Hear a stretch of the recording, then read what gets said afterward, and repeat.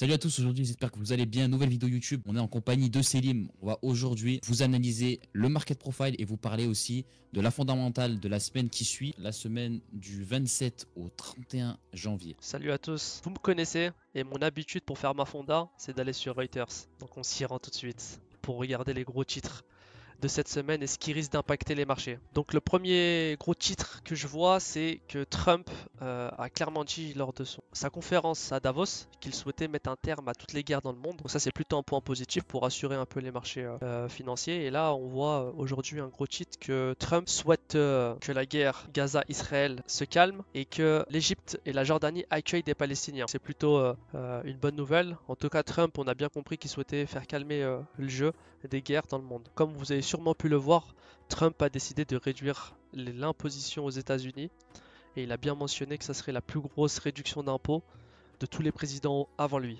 Le problème cependant, c'est qu'aujourd'hui les républicains, ils savent pas trop comment trouver des solutions pour appliquer cette réduction d'impôts. Donc à suivre. Pour finir, en tout cas au niveau des gros titres, encore l'affaire TikTok. Trump discute avec TikTok pour le rachat, comme vous le savez, et il a donné un ultimatum. Il faut trouver donc des personnes qui puissent racheter TikTok dans les 30 jours. On a bien entendu Elon Musk qui lui s'est positionné le premier dans le rachat de TikTok. Et j'ai aussi une info comme quoi, à ce qui paraît, MrBeast, il était susceptible de racheter TikTok. Ah oui, effectivement, j'ai vu passer cette information. Merci pour ce rajout, Yamin. Alors, aussi, autre information, le 29 janvier, donc mercredi, il y aura la réunion de la Fed. Donc, Jérôme Powell va annoncer qu'est-ce qu'il va faire au niveau de ses taux. Voilà, les prévisions nous disent que les taux ne changeront pas et resteront à 4,5%. D'accord? Au niveau des probabilités, on a 97% de personnes qui pensent que Powell ne changera pas ses taux. Donc on va attendre patiemment la journée de mercredi en attendant le discours de Powell. En tout cas, c'est quasiment sûr qu'il ne change pas ses taux. Mais en tout cas, il y a un article qui est sorti qui laisse présager que la Fed pourrait envisager une baisse des taux. Ça met un peu le doute aux investisseurs. Donc je pense que le marché il prendra pas de décision avant mercredi. Voilà au niveau des gros titres à surveiller cette semaine. On rentrera dans le détail bien sûr quotidiennement lors de nos débriefs qu'on postera sur nos réseaux pour apporter un peu plus de détails. Mais en tout cas, c'est les gros titres qu'on va surveiller cette semaine. Ensuite, au niveau, donc également cette semaine, on a la réunion de la BCE. Donc il y a Christine Lagarde qui devrait avoir un discours donc jeudi. Et par contre, elle, la BCE, on a des probabilités qu'elle baisse ses taux de 0,25. Donc également, on va attendre. Donc voilà, déjà deux grosses réunions, deux grosses banques mondiales. Voilà, ça présage d'une semaine qui est quand même qui va être agitée. Voilà au niveau des gros titres. Alors comme d'habitude, nous ce qu'on aime regarder, c'est aussi les résultats d'entreprise. Donc cette semaine, elle va être aussi marquée par la sortie des résultats de grosses sociétés. On va regarder. Alors on a Microsoft, Facebook, Tesla, ASML. Donc ça c'est un fabricant de puces électroniques qui vont sortir leurs résultats mercredi. Donc mercredi, on a décision de la Fed, plus des résultats de grosses sociétés dans la tech, donc ça risque de faire bouger pas mal. On est déjà haut au niveau des marchés, donc si on a des bonnes nouvelles, ça pourrait faire exploser le prix à la hausse. On verra ça juste après avec Yamin. Soyez prudents, donc on va dire c'est la plus grosse semaine depuis 2025 qui va nous attendre, donc il faut rester concentré. Bon, du coup les gars, on passe directement sur l'analyse technique. Donc on peut voir déjà quelque chose de très intéressant sur les niveaux de la semaine dernière. Franchement, je pense que je vais vous mettre au montage lorsqu'on a dit que cette fameuse zone là sur l'ES et sur le NQ, donc ils sont venus tester fasse une petite correction et ça vienne s'appuyer sur la zone T, le VPOC et Ah oui, c'est ça, la VRH. c'est ça. La semaine dernière, ça peut être ici là. celle-ci. Et là c'est une zone d'achat ici. Vraiment, donc Voilà. donc c'est que mon avis, hein, mettez des alertes entre les 400 et les 357. De toute façon, on verra fin de semaine prochaine si la zone a fonctionné. Voilà, il y a de fortes chances au moins que ça réagisse ici. Voilà. En tout cas, Yamin l'a dit, sur cette zone, il y aura des réactions. Il ne vous dit pas que ça va monter, ça va baisser. C'est un scénario, c'est des probabilités. Pour moi, c'est une zone ici qui va avoir de l'intérêt acheteur, c'est sûr. Un point, une zone technique au market profile, pas manqué. Le jour d'après qui suit, on est venu tester cette zone magnifique pour tout simplement aller rechercher les plus hauts, les ATH. Donc voilà, quand on vous dit que le market profile, c'est des outils professionnels qui vous donnent la direction et une vision claire du marché, où le marché veut aller.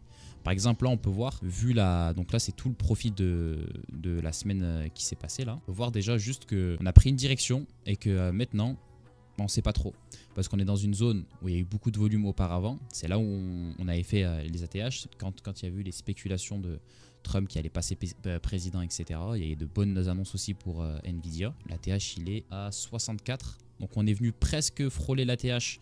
Donc tester l'ATH vendredi, durant la session de vendredi. Et là, on peut voir qu'on est clairement, on est venu se reposer sur le VPOC Weekly. Déjà, l'ouverture va être très équilibrée. Je pense que oui. Ouais, a été équilibrée. Des zones très intéressantes pour moi, ça reste quand même cette polarité qui était le plus haut de la semaine, de cette semaine-là. Et qu'on est venu tester, qu'on est venu pullbacker. Donc pourquoi pas revenir faire un petit peu de volume là-dedans, sur le S. Pourquoi pas aussi, dans un premier temps, pour moi, tant qu'on évolue en dessous du POC donc, de cette semaine-là, ne pas privilégier tout simplement des achats lorsqu'on n'est pas trop loin. Je préférerais mieux casser par le haut, pullback sur les anciens plus hauts et repartir avec un achat assez safe. Mais sinon, c'est vrai que là, à mon avis, il faudrait quand même surveiller cette zone-là, donc les 6100 plus chiffre rond. Donc on aime bien ça, donc 6100. 6400. Effectivement. Ouais. Effectivement, je suis d'accord. Pour moi, ça reste quand même très logique. Ouais, et surtout que la semaine dernière, donc, le marché nous a montré la direction. Voilà, je pense grâce à Trump, hein, qui, malgré tout ce qu'on a entendu de mauvais sur lui, il est quand même arrivé première semaine et il n'a pas été autant agressif que ce qu'on pensait. Ouais, voilà, donc ça a un peu rassuré les marchés et donc c'est pour ça qu'on a vu que le prix la semaine dernière est parti plutôt à la hausse, donc ça c'est plutôt une bonne chose. Il s'est arrêté à l'ATH, normal, c'était hier vendredi qui s'est arrêté à l'ATH, ouais, donc forcément pas assez de force pour pouvoir casser cette zone. Nous, on pense que ça va probablement ranger, en tout cas avant mercredi. En tout cas, mercredi, c'est sûr et certain que ça prendra une décision. Ça, on peut pas vous prédire quelles sont les nouvelles, mais en tout cas, nous, voilà, comme Yamin vous l'a expliqué, hein, si on revient tester l'ATH, on fait des plus hauts encore. Là, on est full acheteur et on compte bien suivre, être dans le train, en tout cas, on espère. Bah, bien sûr. Espère. Mais surtout, quoi, maintenant, pour moi, honnêtement, je te coupe, mais pour moi, vraiment, la zone à surveiller et la zone vraiment à acheter sans hésitation lorsqu'on a un petit setup, un petit truc, c'est les 6100. Les 6100, ça ment pas. Chiffre rond, une zone de polarité qu'on est venu casser, qu'on est venu pullbacker pour revenir chercher de la force dessus. Et ça correspond en plus à... D'un point de vue technique, tout le monde voit cette zone-là. Bah pour résumer, hein, comme Yamin a bien expliqué, en tout cas, là, on va se concentrer sur la zone des 6100. Parce que nous, techniquement, on pense que c'est une zone importante cette semaine qui va annoncer la suite. Vous voyez, on va voir si le support reste solide et donc là potentiellement repartir à la hausse. Par contre, si ça casse, voilà, ça va peut-être changer nos idées et peut-être à commencer à avoir un biais baissier. Hein, franchement, un biais baissier, voilà, exactement. Par rapport au support résistance, on va dire c'est la base du chartisme, en tout cas du trading. En tout cas, quand de nouveaux traders arrivent, c'est la première chose qu'ils apprennent, c'est les bougies, ensuite support résistance. Donc forcément, on va dire que tout le monde voit la résistance et le support. Voilà. Nous, c'est vrai qu'on travaille sur le market profile, mais en tout cas, on n'est pas fermé à d'autres stratégies. En tout cas, on se met à la place de personnes qui travaillent sur ICT, sur chartisme, sur peu importe l'order flow. Et pour dire qu'une résistance et un support, ça on voit tous la même chose malgré nos outils qui sont différents. Voilà, donc c'est vraiment cette zone qu'on va regarder en tout cas cette semaine. Ça. Et aussi, j'aimerais juste vous revenir sur tout simplement sur le range qu'on a dit tout simplement que j'ai tracé semaine dernière durant la vidéo, et j'avais dit que si par contre on commençait à casser par-dessus et qu'on commençait à pullback, et on allait prendre une direction. Comme vous le voyez, ça ment pas. Hein. C'était bien les 76-25 zones d'achat ou en pullback. D'ailleurs, on a pu en profiter. On a pu en profiter. Merci Yamin, faut leur dire. D'ailleurs, on a sorti le réel. Hein. Ouais. Je crois que c'était le trade où tu avais fait 9000, je crois, c'est ça? 9000 et 8000. Sur celui-là, c'est 8000 et là, c'était 9000. Donc, voilà, donc on vous invite à aller re-regarder. On l'avait dit la semaine dernière, on l'a fait la semaine, et là on vous le redit. Et d'où l'importance, les gars, d'avoir des plans. Les gars, les plans, c'est la base. Vraiment, c'est la base. Voilà. Vous posez, là les marchés ils sont fermés, on se pose, on voit la vision et après plan daily. C'est pour ça, suivez-nous les gars sur TikTok, Instagram, et on vous poste tous les jours nos analyses. Ce qu'on fait ici là, on le fait juste avec une journée. Et qu'est-ce qu'on va faire durant cette journée là. Et franchement, ça fonctionne bien. On a les gens kiffent pas mal. Ils voient qu'on connaît notre sujet, qu'on maîtrise notre sujet. Donc ça fait extrêmement plaisir. Donc n'hésitez pas à vous abonner à cette chaîne YouTube et à nous suivre sur tous nos réseaux sociaux. Et je pense aussi on va, souvent parce qu'il y en a qui découvrent le market profile, on va peut-être faire un petit tour sur le graphique en 1 heure 30 minutes, juste pour qu'ils aient aussi une vision, pour qu'ils voient aussi que le market profile c'est aussi les mêmes, c'est la même chose qu'un graphique. Hein. Bon les gars, on est directement là sur le graphique. Donc on est en H1. Donc on peut voir déjà donc là c'est quand on a pété qu'on est venu repullbacker sur cette fameuse zone, donc les 6100. Et là on peut voir que on galère un petit peu. On a retracé toute la journée de vendredi suite à tout simplement on est venu chatouiller, le rejet de la TH. Ouais, le rejet de la TH tout simplement. Voilà, on est venu chatouiller. Et puis j'ai tracé un petit Fibo. Et on peut voir quand même que les 61,8 de ce mouvement, de ces dernières vagues haussières, il tient bien. Donc, dans un premier temps, à mon avis, je sais pas ce que tu en penses, hein, mais pour moi, les achats, c'est lorsqu'on est au-dessus du point pivot, là. Donc, dans tout ce range qui est juste ici, tout là, on va chercher les achats et après, pour aller rejoindre en fait cette zone de polarité ici. Et après, bon, s'il y a affinité, au-dessus de ici, paf, on ira acheter. Mais c'est vrai que si on commence à casser ici, là, je chercherais plus d'essais de vendeurs. Je sais pas ce que tu en penses. Mais exactement. Exactement. Là, j'ai pas envie de dire c'est un cas d'école parce qu'il y en a beaucoup qui le savent pas, enfin qui le savent mais qui le maîtrisent pas. Là, on voit clairement qu'on est en tendance haussière. On fait des hauts de plus en plus hauts. Donc il suffit que on fasse un bas plus bas que le précédent. Je sais pas si je me suis bien exprimé. Si, voilà, clôture en plus, donc les 6100, donc ça voilà, si cette zone casse, on changerait potentiellement de tendance. C'est ça. Donc, mais par contre, ne soyez pas. Cette zone est intéressante. Ouais. Mais ne soyez pas surpris si durant l'ouverture de lundi, donc de demain, l'ouverture, que l'ouverture soit baissière, parce que ce genre de setup là, et j'ai de l'expérience un petit peu, et je peux peut-être assurer à 70% de chance qu'on revienne tester les 6100. Et que par contre qu'on commence à tout péter dès qu'on a les résultats d'entreprise. Après les résultats d'entreprise, les gars, c'est pas forcément obligé qu'ils soient bons. Donc s'ils sont mauvais, s'ils sont mal attendus, plus la décision de la Fed, comme on vous dit juste avant dans le petit récap là, voilà, c'est très compliqué. C'est vrai que s'il y a tous les trucs négatifs et qu'on commence à péter les 6100, franchement, vendez, shortez, protégez-vous, mais prenez pas de risque, vraiment.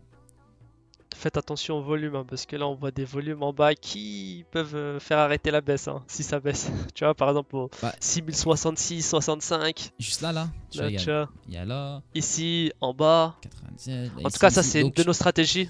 Les gars, c'est le volume profile. On va pas vous expliquer durant cette vidéo. Si vous voulez plus de vidéos et comprendre comment notre stratégie fonctionne, écrivez-le en commentaire. DM-nous sur les réseaux sociaux et on prendra un plaisir. On prendra notre temps personnel pour tout simplement vous expliquer comment on trade. Et en plus, il y a eu quelqu'un qui nous a répondu sur un réel. Et Selim, il a pu lui expliquer le pourquoi du comment. On avait acheté, on avait vendu. Et finalement, il s'est abonné à la chaîne. Parce qu'il a vu que on savait ce qu'on racontait. On n'est pas des traders professionnels. Juste, on applique, on a un plan. Et on reste discipliné tout simplement.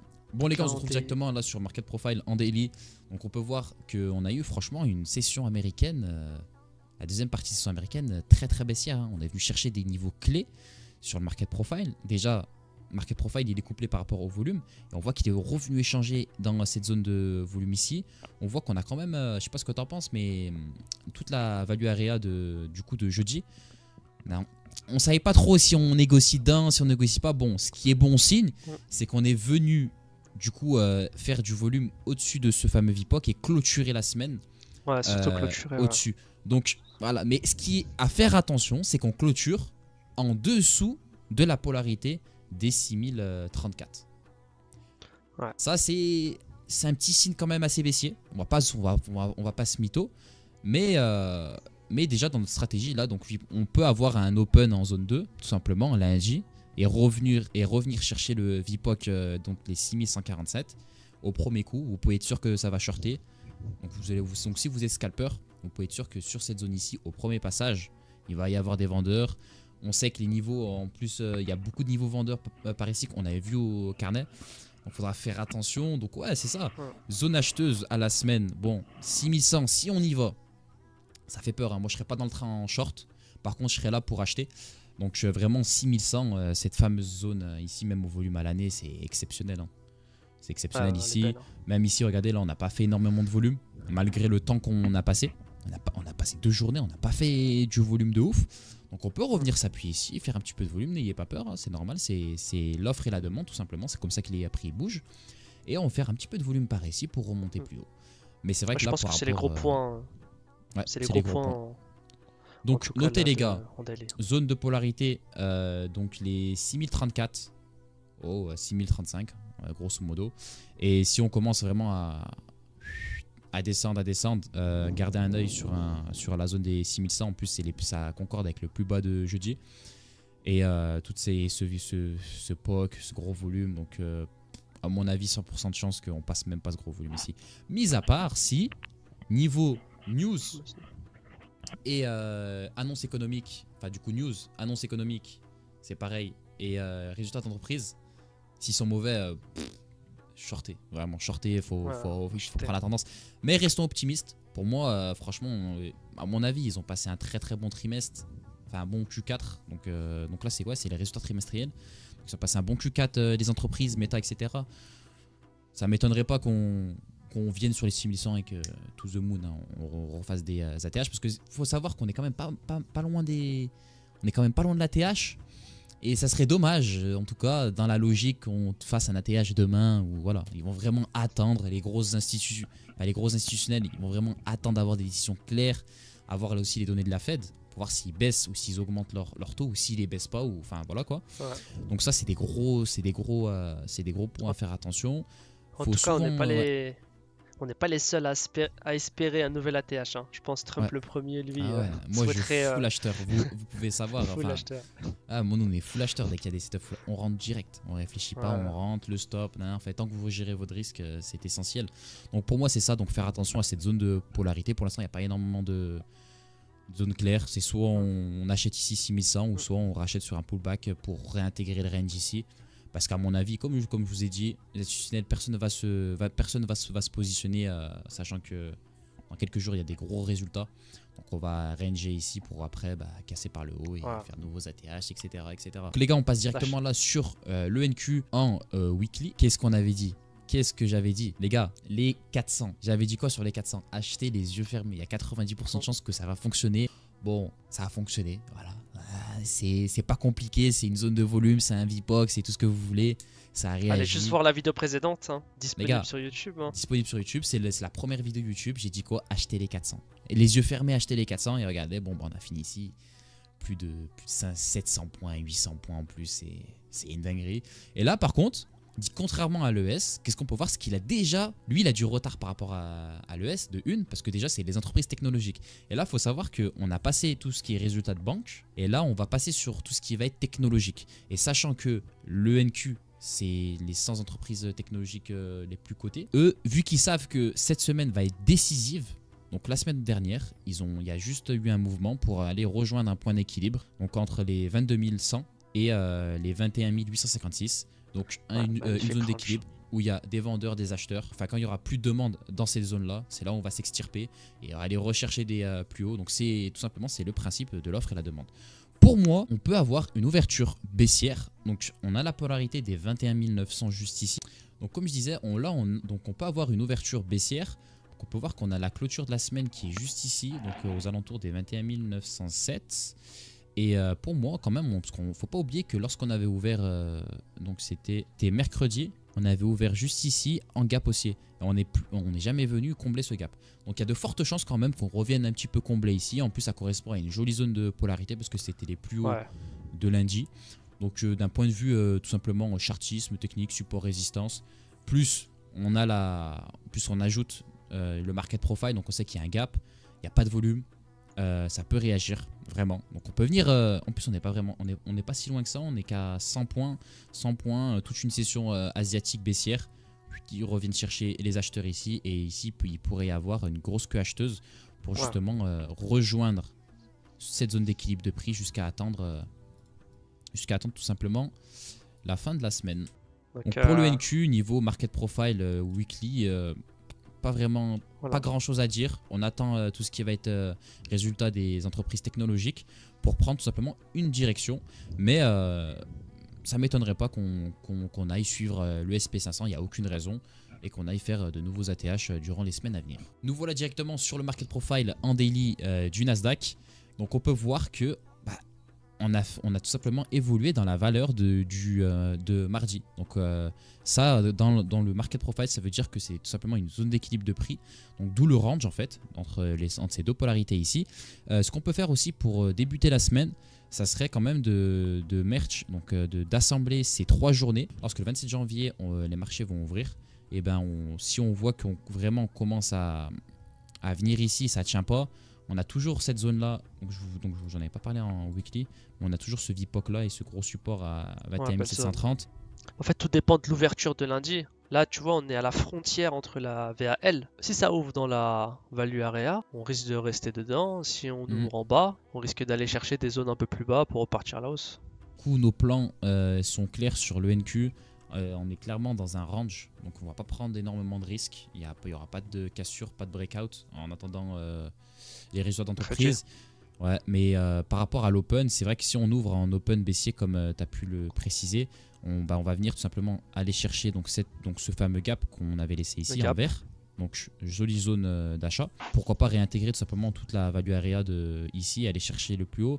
Mais c'est vrai que pour vraiment réintégrer, casser par ici, ça sera que à partir de jeudi ou de vendredi.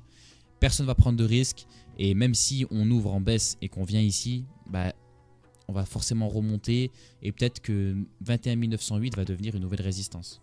Parce que là, il est support, va peut-être passer résistance et on va peut-être échanger ici. Voilà. Donc ça me paraît quand même assez probable qu'on échange dans le carré bleu.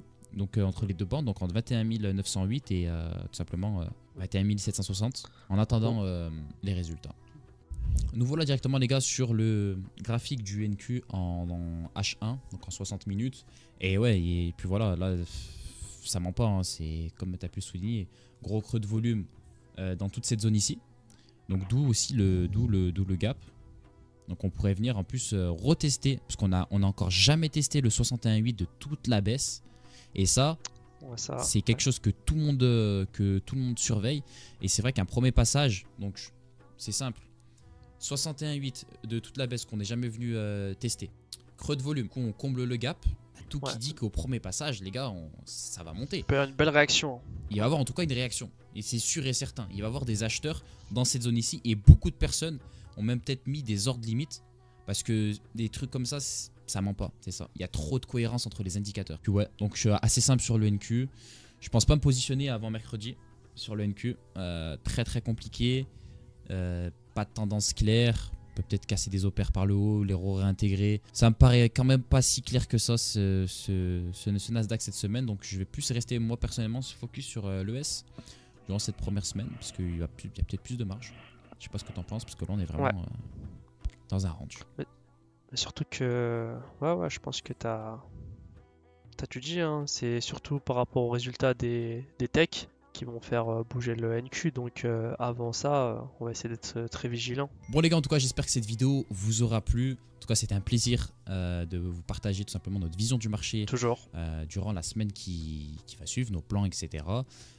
Si cette vidéo vous a plu, n'hésitez pas à vous abonner et à nous suivre en masse sur nos réseaux sociaux, donc TikTok et Instagram. On poste tous les jours, soit des trades gagnants, perdants, peu importe. Fonda. On poste la fonda du jour, les plans au market profile du jour. Donc vraiment, il y a beaucoup de contenu sur nos réseaux sociaux. Donc n'hésitez pas les gars à nous donner de la force et à vous abonner aussi. N'hésitez pas à commenter quel type de vidéo vous aimeriez voir tout simplement sur cette chaîne. Nous, on voudrait faire des tutos, comment comprendre notre vision de marché, comment utiliser le market profile.